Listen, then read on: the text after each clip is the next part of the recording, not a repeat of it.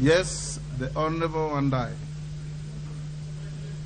Yes, the Speaker, I listened keenly to your ruling on this contentious issue. Whereas, of course, I don't agree with it, I would wish to acknowledge the fact that this House operates in a quasi-judicial manner. And therefore, in line with the rules of natural justice, tenets of democracy, and established jurisprudence, I would wish to give notice that we shall be moving, Mr. Speaker, shall be moving you to review your decision.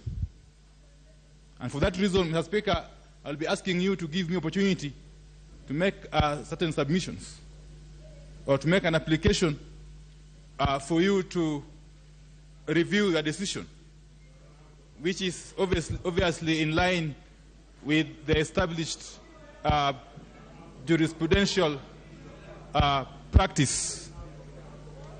I will be again asking you to direct the clerk to facilitate my coalition with the certified copies of your ruling, if possible, by close of business today.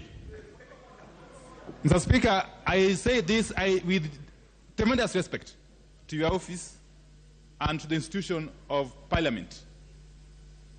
Mr. Speaker, it's important for us to establish a culture of openness, transparency, and indeed to work consciously towards entrenching democracy and the rule of law.